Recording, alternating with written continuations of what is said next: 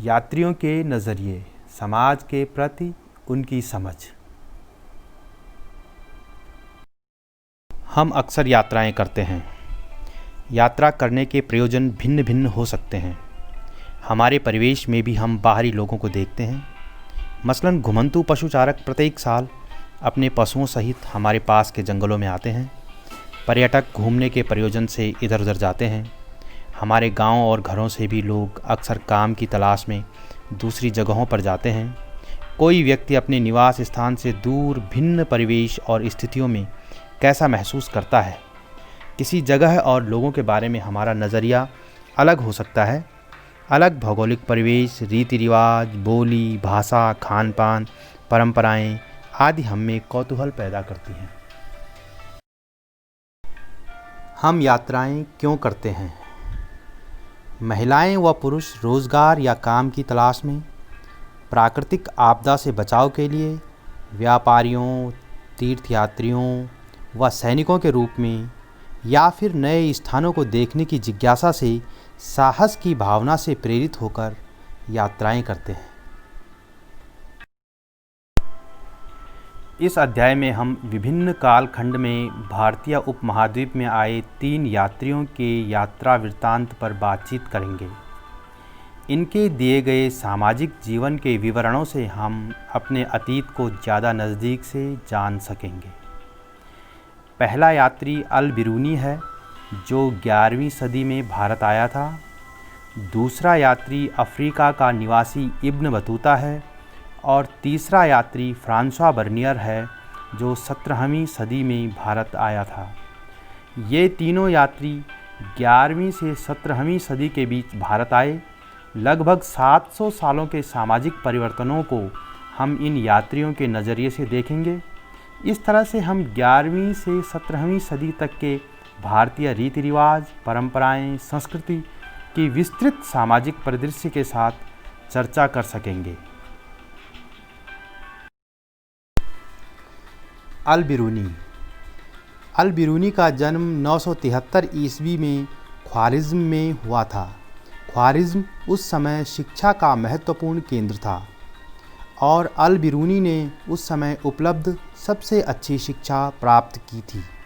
वह कई भाषाओं का जानकार था, जिनमें सीरियाई, फ़ारसी, हिब्रू और संस्कृत शामिल हैं। वह एक गणितज्ञ, खगोलशास्त्री, वैज्ञानिक, इतिहासकार, भाषा विज्ञानी, ज्योतिष शास्त्री, रसायनवेत्ता, खनिज शास्त्री, कानूनविद तथा समाजशास्त्री था। गजनी का शासक महमूद गजनवी 1017 में उसे अपने साथ राजधानी गजनी ले आया। गजनी में ही अल बिरूनी की भारत के प्रति रुचि विकसित हुई। पंजाब के गजनवी साम्राज्य का हिस्सा बन जाने के बाद अल बिरूनी का संपर्क हिंदुस्तान के ब्राह्मणों, पुरोहितों तथा विद्वानों से हुआ। इनसे अल बिरूनी ने संस्कृत, धर्म तथा दर्शन का ज्ञान प्राप्त किया। किताब उल हिंद। जो लोग हिंदुओं के धर्म, दर्शन व रीति रिवाजों के विषय में दिलचस्पी रखते हैं, उनके लिए हिंदुस्तानी सूचनाओं के संग्रह के रूप में अल बिरूनी ने किताब उल हिंद की रचना की। लगभग 1000 साल पहले अरबी में लिखी गई इस पुस्तक की भाषा सरल व स्पष्ट है। यह एक विस्तृत ग्रंथ है जो 11वीं सदी के भारत की स्पष्ट तस्वीर सामने रखता है। किताब उल हिंद में धर्म, दर्शन, त्यौहार, खगोल विज्ञान, कीमिया, रीति रिवाज व प्रथाएं, सामाजिक जीवन, भार तौल तथा मापन विधियाँ, मूर्तिकला, कानून, माप तंत्र विज्ञान आदि विषयों का विस्तृत ब्यौरा दिया गया है। यह पुस्तक 80 अध्यायों में विभाजित है। पुस्तक की सबसे बड़ी विशेषता यह है कि अल बिरूनी ने भारत को जैसा देखा वैसा ही लिखा। किताब उल हिंद की लेखन शैली। सामान्यतः अल बिरूनी ने प्रत्येक अध्याय को लिखने में एक विशिष्ट शैली का प्रयोग किया है। अध्याय का प्रारंभ एक प्रश्न से होता है, फिर भारतीय या संस्कृतवादी परंपराओं पर आधारित विवरण होता है। अंत में इस विवरण का अन्य संस्कृतियों के साथ तुलनात्मक विश्लेषण दिया जाता है। इससे पुस्तक बहुत ही रुचिकर बन पड़ी है। ऐसा माना जाता है कि गणितज्ञ होने के कारण अल बिरूनी ने प्रत्येक अध्याय को ज्यामितीय संरचना के अनुरूप स्पष्ट करने का प्रयास किया है। अल बिरूनी ने यह पुस्तक उपमहाद्वीप के सीमांत क्षेत्रों में रहने वाले लोगों के लिए लिखी। लेखन में अल बिरूनी का दृष्टिकोण आलोचनात्मक था। उसे जो अच्छा लगा उसने उसकी प्रशंसा की और जो असंगत प्रतीत हुआ उसकी आलोचना की।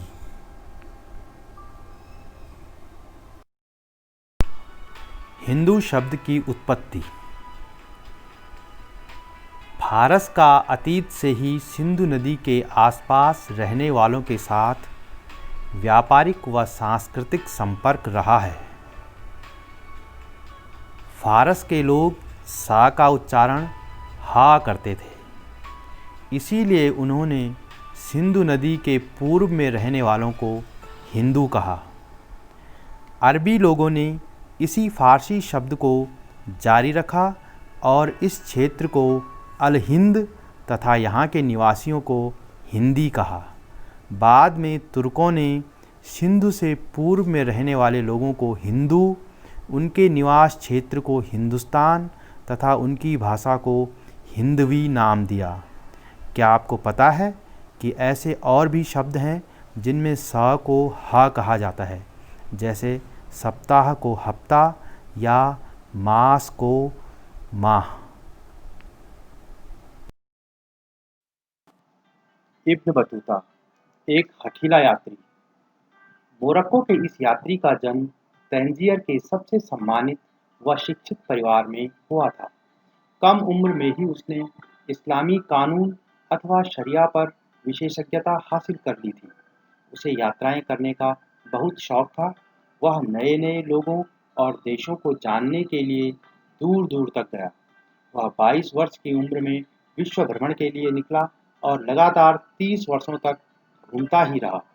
ऐसा माना जाता है कि इन 30 वर्षों में उसने 40 से अधिक देशों की यात्राएं की और 75,000 मील से ज़्यादा का सफ़र तय किया। उस समय तक इतनी दूरी तय करने वाला वह पहला व्यक्ति था। उसने उस समय के लगभग सभी मुस्लिम देशों की यात्राएं कर ली थी। इब्न बतूता का यात्रा मार्ग।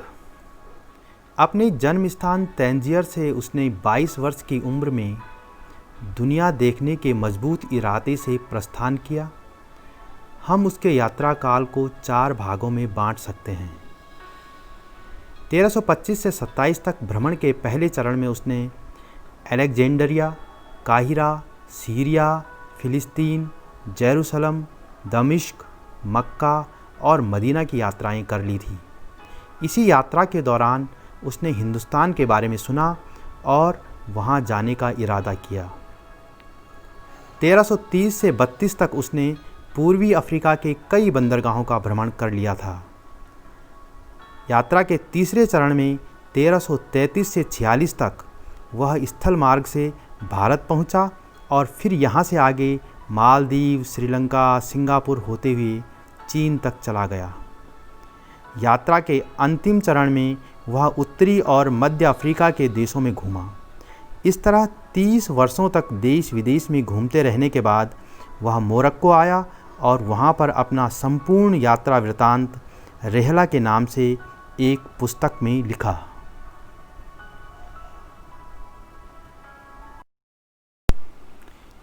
इब्न बतूता भारत में।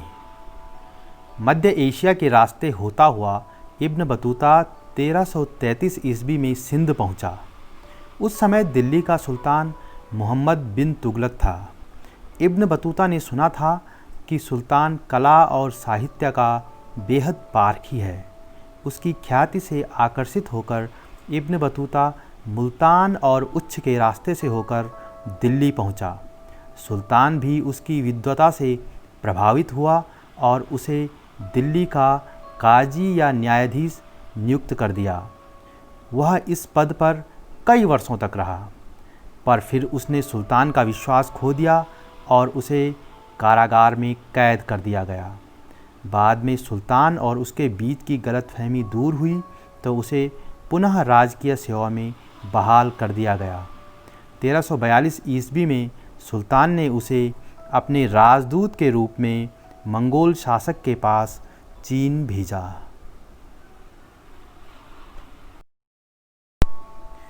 इब्न बतूता चीन की ओर। इब्न बतूता 1342 में चीन के लिए चल पड़ा। दिल्ली से खंबात की खाड़ी तक स्थल मार्ग से यात्रा करने के बाद वह समुद्री मार्ग से मालाबार और मालदीव गया। मालदीव में वह 18 महीने काजी के रूप में रहा। फिर यहाँ से श्रीलंका और बंगाल तथा असम भी गया। यहाँ से वह जहाज़ से सुमात्रा और सिंगापुर होता हुआ चीनी बंदरगाह नगर क्वांझू पहुँचा। उसने चीन में बीजिंग तक की यात्रा की। चीन की यात्रा के बाद अंततः 1347 में उसने वापस घर जाने का निश्चय किया।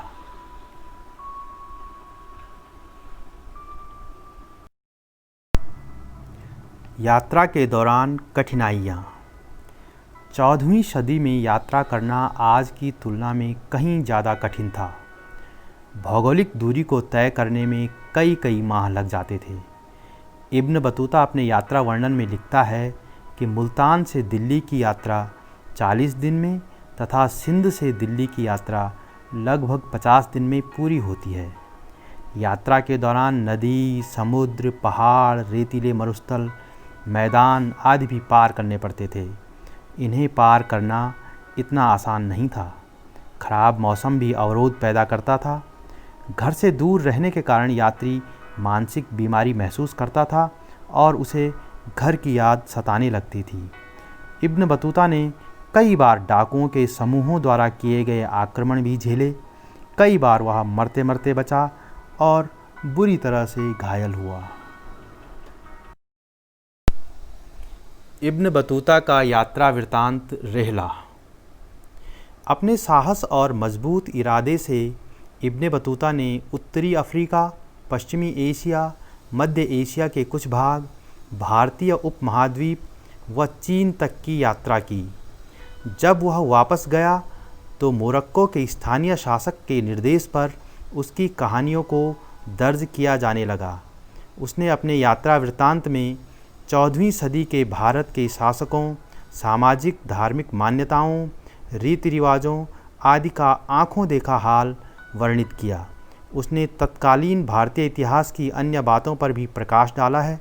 उसका यात्रा वृत्तांत रेहला नाम से अरबी भाषा में इब्न जुज़ाई द्वारा लिखा गया।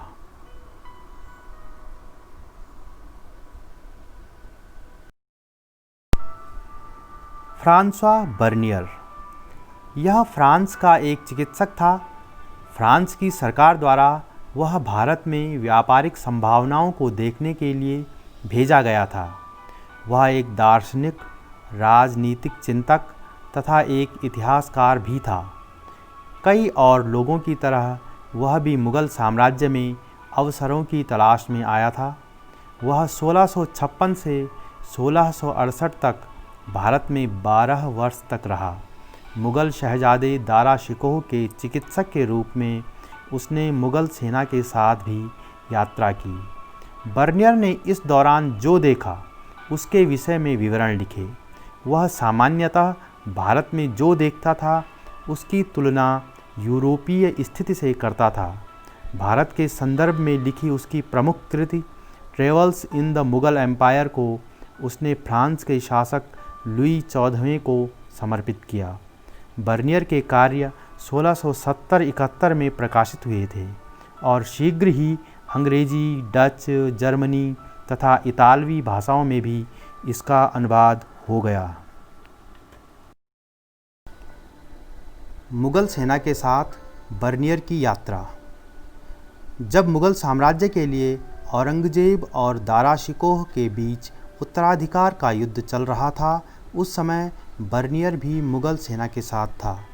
वह स्पष्ट करता है कि मुग़ल सेना के साथ चल रहा लाव लश्कर एक शिविर नगर की भांति है। उसके पास भी युद्ध के दौरान प्रयोग की जाने वाली ज़रूरी चीज़ें थीं। 2 घोड़े, 1 ऊँट, टेंट और खाने के सामान के साथ वह कुछ अन्य रोचक चीज़ों का भी जिक्र करता है, जैसे खाने में सौंफ वाली मीठी रोटी को ज़्यादा पसंद किया जाता है या फिर दही और नींबू के शरबत का यहाँ पर बहुत प्रचलन है। क्या आप बता सकते हो कि सौंफ वाली मीठी रोटी किसके लिए कहा गया होगा? धन्यवाद।